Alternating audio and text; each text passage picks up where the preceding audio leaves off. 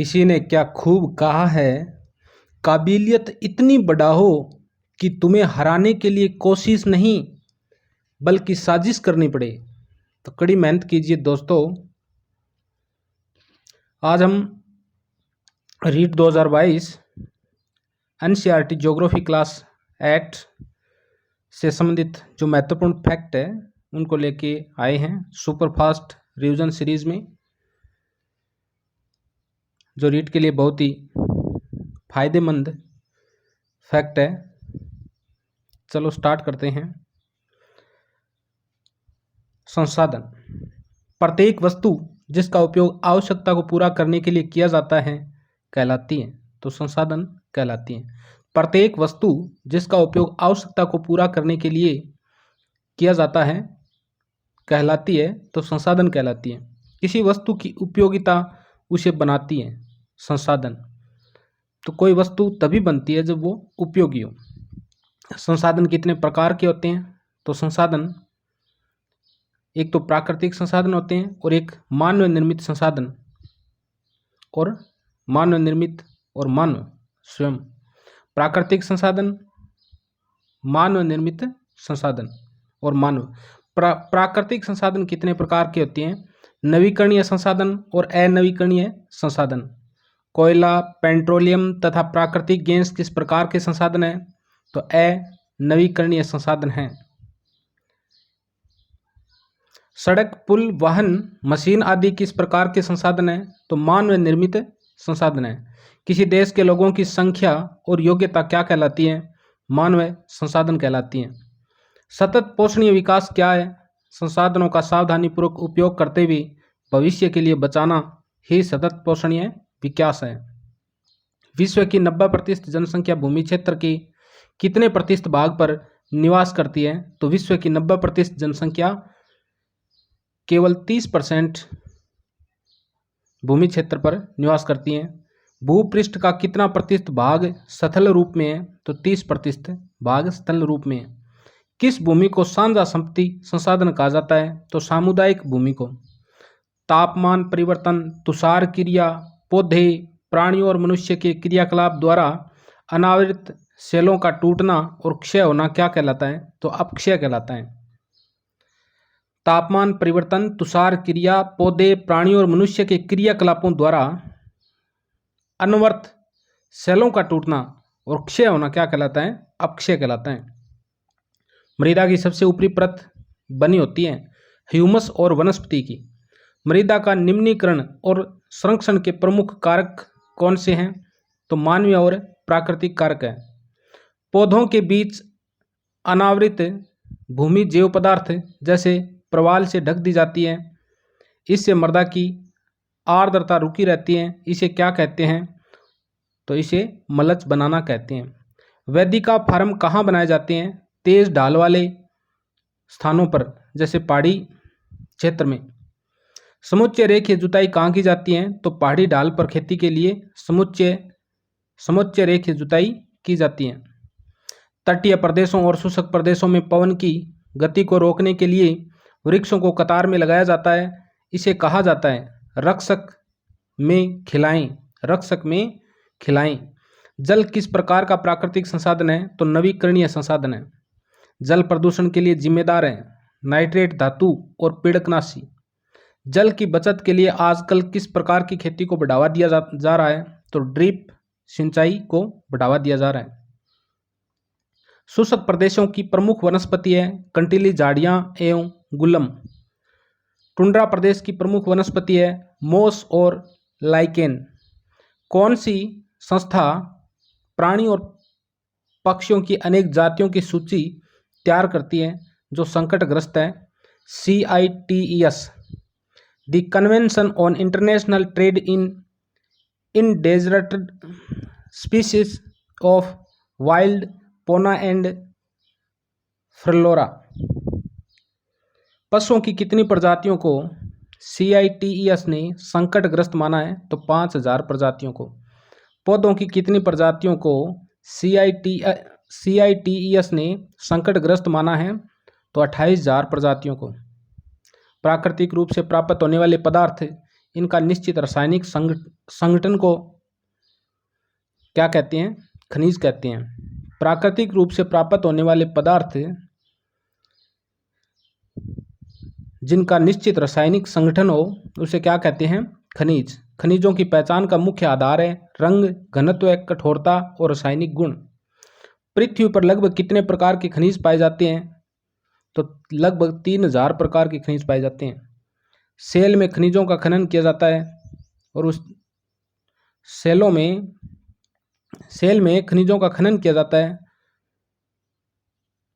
तो उससे जो पदार्थ निकलता है उसे क्या कहते हैं? अयस्क कहते हैं, यानी कच्ची सामग्री को अयस्क कहते हैं। अब तक लगभग कितने खनिजों की पहचान की जा चुकी है? 2800 खनिजों की पहचान की जा चुकी है। मुख्य रूप से खनिज कितने प्रकार के होते हैं? तो मुख्य रूप से खनिज 2 प्रकार के होते हैं। एक तो धात्विक खनिज होता है और एक अधात्विक खनिज होता है। धातु ऊष्मा और विद्युत की होती है, तो धातु ऊष्मा और विद्युत की सुचालक होती हैं। लोहा अयस्क, बॉक्साइट, मैग्नीज, अयस्क आदि किसके उदाहरण हैं? तो ये धात्विक खनिज के उदाहरण हैं। धात्विक खनिज को कितने भागों में बांटा जा सकता है? 2 भागों में, लोहा और एलोय। किन धातुओं में लोहा नहीं पाया जिन धातुओं में लोहा नहीं पाया जाता वो कहलाती है एलोय धातु। सोना, चांदी, तांबा किस प्रकार के धात्विक खनिज है? एलोय प्रकार के धात्विक खनिज है। वह खनिज जिसमें धातु नहीं पाई जाती कहलाते हैं अधात्विक खनिज। चूना, पत्थर, अब्रख और जिप्सम किस प्रकार के खनिज है? तो ये अधात्विक खनिज है। कोयला और पेट्रोलियम किस प्रकार के खनिज हैं? तो ये अधात्विक खनिज है। खनिजों का खनन किस विधि से किया जाता है? तो परभेदन या आखनन विधि से किया जाता है। पृथ्वी की सतह के अंदर दबी सेलों से खनिजों को बाहर निकालने की प्रक्रिया कहलाती है खनन। जो खनिज कम गहराई पर उपस्थित हो और पृष्ठीय स्तर को हटाकर निकाले जाते हो कहलाते हैं विवृत खनन। अधिक गहराई में स्थित खनिज को निकालने की खनन प्रक्रिया क्या कहलाती है? तो कूप की खनन कहलाती है, कूप की खनन। पेट्रोलियम और प्राकृतिक गैस जो धरातल में बहुत नीचे पाई जाती हैं उसे निकालने के लिए गहन यानी गहरे कुओं की खुदाई की जाती है जिसे कहते हैं परवेधन। धात्विक खनिज किन चट्टानों में पाए जाते हैं? आग्नेय और कांतरित चट्टानों में। उत्तरी स्वीडन में कौन सा खनिज पाया जाता है? तो उत्तरी स्वीडन में सर्वाधिक लोहा पाया जाता है। उत्तरी स्वीडन में कौन सा खनिज पाया जाता है? तो लोहा। ओंटारियो कनाडा में कौन सा खनिज पाया जाता है? तो तांबा और निकेल मुख्य रूप से पाया जाता है। अफ्रीका में कौन से खनिज पाए जाते हैं? लोहा, निकेल, क्रोमाइट और प्लेटिनियम। ईंधन खनिज कोयला और पेट्रोलियम किस चट्टान में पाए जाते हैं? तो ईंधन खनिज कोयला, पेट्रोलियम या अवसादी चट्टानों में पाई जाती हैं। चीन और भारत के पास कौन सा खनिज सबसे ज़्यादा पाया जाता है? तो चीन और भारत के पास सबसे ज़्यादा लोहा पाया जाता है। विश्व में अग्रणी 3 उत्पादक देश कौन सा है? चीन, मलेशिया और इंडोनेशिया। एशिया में कौन से प्रमुख खनिज पाए जाते हैं? तो मैग्नीज, बॉक्साइट, निकेल, जस्ता और तांबा। विश्व का कौन सा देश है जहां कोई ज्ञात खनिज निक्षेप नहीं है? स्विट्जरलैंड में कोई खनिज नहीं है। विश्व में लोहा के लिए अग्रणी उत्पादक है तो यूरोप महाद्वीप लोहे के लिए अग्रणी उत्पादक है। यूरोप के 3 देशों में विशाल लोहा निक्षेप क्षेत्र है, रूस, यूक्रेन और स्वीडन और फ्रांस में। चिली और पेरू किसके लिए उत्पादन में अग्रणी है? तो तांबे के लिए। तो सर्वाधिक तांबा विश्व में चिली में उत्पादित होता है। विश्व में टीन का सबसे बड़ा उत्पादक देश कौन है? तो ब्राजील और बोलिविया है दक्षिण अमेरिका में। सबसे दुर्लभ हीरा कोहिनूर का हीरा, सबसे दुर्लभ हीरा कौन सा है? तो वो हीरा कोहिनूर का हीरा है, मिसप्रिंटिंग हुई है। विश्व में प्राचीनतम चट्टानें कहाँ पर स्थित है? तो पश्चिमी ऑस्ट्रेलिया में स्थित है। पश्चिमी ऑस्ट्रेलिया में विश्व की प्राचीनतम चट्टानें कितने वर्ष पुरानी है? तो 430 करोड़ वर्ष पुरानी है। विश्व में बॉक्साइट का सबसे बड़ा उत्पादक कौन है? तो ऑस्ट्रेलिया है। पश्चिमी ऑस्ट्रेलिया पश्चिमी ऑस्ट्रेलिया के कौन से क्षेत्र में सोने के सबसे बड़े उत्पादक है? तो ये क्वेश्चन है कि पश्चिमी ऑस्ट्रेलिया में सोने की सबसे बड़ी खानें कौन सी हैं? तो एक तो कालगुरली है, एक कुलगारडी है। ये कौन सी है? कुलगारडी। इस पीडीएफ में थोड़ी मिसप्रिंट है। तो कालगुरली और कुलगारडी ये सोने की खाने हैं जो पश्चिमी ऑस्ट्रेलिया में। कंप्यूटर उद्योग में प्रयुक्त होने वाले सिलिकॉन को किससे प्राप्त किया जाता है? तो क्वार्ट्ज से प्राप्त किया जाता है। एल्यूमिनियम को किस से प्राप्त किया जाता है? तो बॉक्साइट से प्राप्त किया जाता है। हवाई जहाज बनाने में मुख्य रूप से किस धातु का उपयोग किया जाता है? तो एल्यूमिनियम का, क्योंकि एल्यूमिनियम धातु हल्की होती है। खनिज किस प्रकार के संसाधन है? अनवीकरणीय संसाधन है। ऊर्जा संसाधनों को किस रूप में विभाजित किया जा सकता है? परंपरागत और गैर परंपरागत। परंपरागत संसाधन कौन से हैं? कोयला, पेट्रोलियम, प्राकृतिक गैस, ये परंपरागत संसाधनों में आते हैं। कोयले से प्राप्त विद्युत को कौन सी ऊर्जा कहा जाता है? तो उसे तापीय ऊर्जा कहा जाता है। विश्व के अग्रणी कोयला उत्पादक देश कौन से हैं? चीन, संयुक्त राज्य अमेरिका, जर्मनी, रूस, दक्षिण अफ्रीका और फ्रांस। भारत के प्रमुख कोयला उत्पादक क्षेत्र कौन से हैं? तो भारत में प्रमुख कोयला उत्पादक क्षेत्र रानीगंज पश्चिमी बंगाल, जरिया धनबाद और बोकारो झारखंड। तो रानीगंज पश्चिम बंगाल में है, जरिया धनबाद बोकारो ये झारखंड में है। पेट्रोलियम के प्रमुख उत्पाद हैं, तो पेट्रोलियम के प्रमुख उत्पाद है डीजल, पेट्रोल, मिट्टी का तेल, मोम, प्लास्टिक और स्नेक। जब एक तेल के कुएं से जब तेल निकाला जाता है तो इसमें डीजल, पेट्रोल, मिट्टी का तेल, मोम, प्लास्टिक, स्नेक बहुत सारे प्रकार के उत्पाद मिले हुए होते हैं और इन्हें सम्मिलित रूप से पेट्रोलियम कहा जाता है। पेट्रोलियम के मुख्य उत्पादक है ईरान, इराक, सऊदी अरब और कतर। भारत में पेट्रोलियम के मुख्य उत्पादक क्षेत्र है असम में डिगबोई है, मुंबई हाई क्षेत्र है जो भारत में सबसे अधिक पेट्रोलियम उत्पादित करता है। कृष्णा और गोदावरी नदियों का जो डेल्टा है एक कृष्णा गोदावरी डेल्टा क्षेत्र। तो असम में डिगबोई, मुंबई में मुंबई हाई क्षेत्र, कृष्णा और गोदावरी नदियों के डेल्टाई क्षेत्र। प्राकृतिक गैस के प्रमुख उत्पादक देश कौन से हैं? तो संयुक्त राज्य अमेरिका, रूस, ईरान, कतर, चीन, कनाडा और ऑस्ट्रेलिया, यूके और नीदरलैंड। ये प्राकृतिक गैस के प्रमुख उत्पादक देश हैं। भारत में प्राकृतिक गैस के उत्पादन क्षेत्र है मुंबई हाई, वृषणा, गोदावरी बेसिन, त्रिपुरा और असम, यहाँ पर प्राकृतिक गैस उत्पादित होती है। इसके अलावा हमारे यहाँ राजस्थान में भी प्राकृतिक गैस जैसलमेर से निकाली जाती हैं। विश्व का पहला जल विद्युत उत्पादन करने वाला देश कौन सा है? तो नॉर्वे है। भारत में जल विद्युत उत्पादन करने वाले क्षेत्र बांखड़ा नागल बांध, गांधी सागर बांध चंबल नदी पे, नागार्जुन सागर बांध और दामोदर नदी घाटी परियोजना के द्वारा विद्युत उत्पादित की जाती है। सौर ऊर्जा किस प्रकार का संसाधन है? तो ये गैर परंपरागत ऊर्जा संसाधन है। गैर परंपरागत ऊर्जा स्रोत कौन कौन से हैं? तो कौन कौन से हैं? पवन ऊर्जा, सौर ऊर्जा, ज्वारीय ऊर्जा, परमाणु ऊर्जा, बायोगैस, भूतापीय ऊर्जा, ये गैर परंपरागत ऊर्जा स्रोत हैं।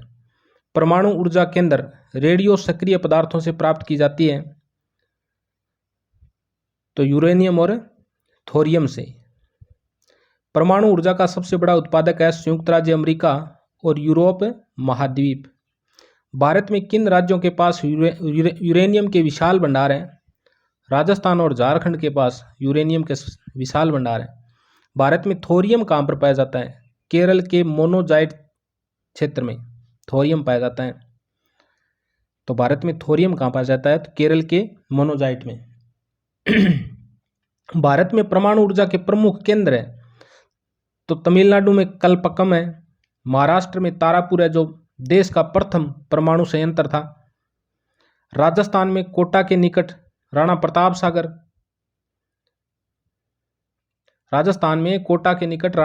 सागर, ये तो राणा प्रताप सागर बांध है, यहाँ तो जल विद्युत उत्पादित होती है। लेकिन राजस्थान में रावत भाटा चित्तौड़गढ़ में परमाणु ऊर्जा संयंत्र है जहाँ से परमाणु ऊर्जा प्राप्त की जाती है। तो देश का प्रथम महाराष्ट्र में तारापुर और दूसरा राजस्थान का रावत भाटा चित्तौड़गढ़। उसके बाद में उत्तर प्रदेश में नरोरा और कर्नाटक में केगा। ये भारत में परमाणु ऊर्जा के प्रमुख केंद्र है। कल्पकम तमिलनाडु, तारापुर महाराष्ट्र, रावत भाटा चित्तौड़गढ़ राजस्थान, नरोरा उत्तर प्रदेश, केगा कर्नाटक।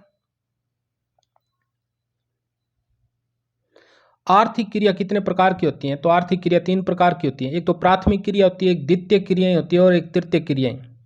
प्राथमिक क्रिया में कौन कौन सी क्रिया शामिल होती हैं? तो प्राथमिक क्रिया में प्राकृतिक संसाधनों के उत्पादन और निष्कर्ष से संबंधित कृषि, मत्स्य पालन आदि।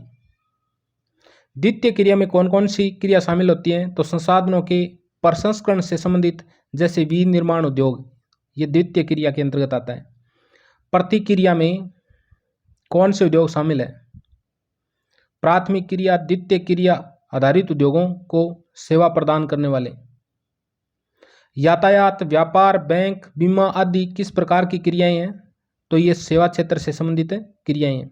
विश्व में कितने प्रतिशत लोग कृषि से संबंधित है? तो विश्व की 50% जनसंख्या है वो कृषि से संबंधित है। सेरिकल्चर में किसका उत्पादन किया जाता है? तो रेशम का। पीसी कल्चर में किसका उत्पादन किया जाता है? तो मत्स्य पालन का, मछलियों का उत्पादन किया जाता है। विटीकल्चर किससे संबंधित है? तो अंगूर की खेती से। अंगूर की खेती को किस अन्य नाम से जाना जाता है? तो सब्जियों, फल, फूलों के उगने से। अंगूर की खेती को अन्य किस नाम से जाना जाता है? तो सब्जियों, फल, फूलों के उगाने से। जिस कृषि में रासायनिक खादों के स्थान पर जैविक खाद का उपयोग किया जाता है कहलाती है जैविक कृषि।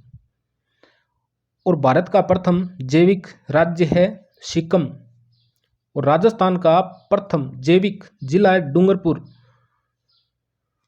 कृषि कितने प्रकार की होती है? तो कृषि 2 प्रकार की है, निर्वाह कृषि और वाणिज्य कृषि। जिसे जीवन निर्वाह होता है और वाणिज्य यानी व्यापारिक कृषि। स्थानांतरित कृषि को उत्तर पूर्वी भारत में क्या कहा जाता है? तो झूमिंग कृषि कहा जाता है। स्थानांतरित कृषि को मैक्सिको में क्या कहा जाता है? तो मिल्पा। मैक्सिको में क्या कहा जाता है? मिल्पा। स्थानांतरित कृषि को ब्राजील में किस नाम से जाना जाता है? तो रोका। स्थानांतरित कृषि को मलेशिया में किस नाम से जाना जाता है? तो लदांग। भारत में रोपण कृषि का उदाहरण है चाय। तो मैक्सिको में स्थानांतरित कृषि को मिल्पा, ब्राजील में रोका और मलेशिया में लदांग। उष्ण कटिबंधीय और उपोष्ण कटिबंध यह प्रदेश का मुख्य आहार क्या है?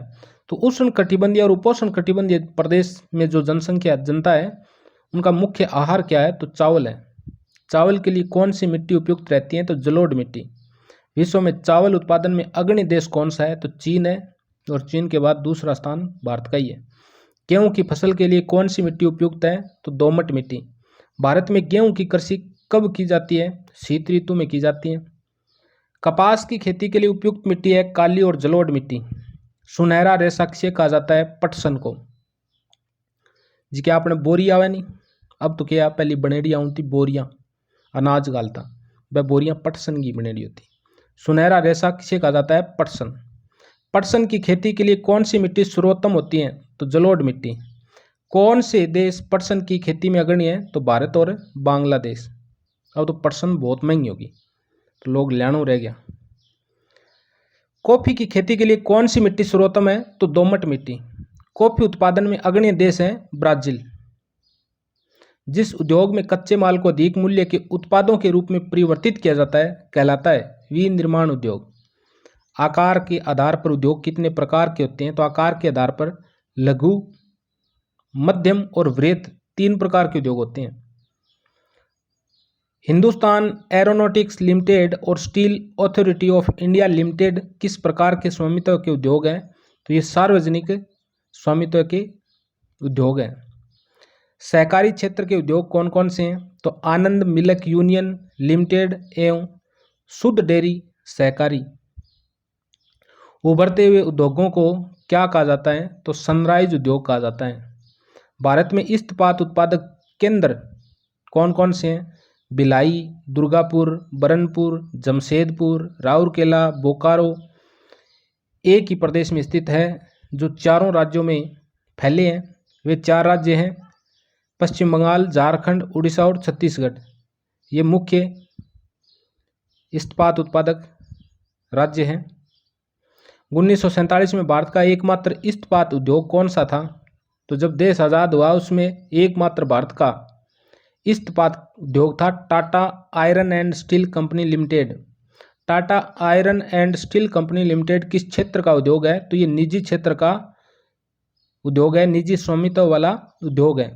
भद्रावती और विजयनगर इस्पात केंद्र कहाँ स्थित है? तो ये कर्नाटक में है। विशाखापत्तनम इस्पात केंद्र कहाँ स्थित है? तो ये आंध्र प्रदेश में है। Tata iron and steel company limited TISCO की शुरुआत कब और कहाँ की गई? तो टिस्को की शुरुआत झारखंड में स्वर्ण रेखा और खरकई नदियों के संगम के समीप साकंची में 1907 में की गई। झारखंड का साकंची नामक स्थान वर्तमान में किस नाम से जाना जाता है? तो जमशेदजी टाटा के नाम पे जमशेदपुर के नाम से जाना जाता है। सुखराज अमेरिका का प्रमुख इस्पात नगर कौन सा है? पिट्सबर्ग। वस्त्र बनाने के लिए किन किन का उपयोग किया जाता है? कपास, ऊन, सिल्क, जूट और पटसन का। प्राकृतिक रेशे कौन से हैं? ऊन, सिल्क, कपास, लिनन और जूट ये प्राकृतिक रेशे होते हैं। मानव निर्मित रेशे नाइलॉन, पॉलिस्टर, एक्रिलिक और रेयन। मलमल कहाँ का प्रसिद्ध था? तो मलमल ढाका का प्रसिद्ध था। मूसलीपट्टनम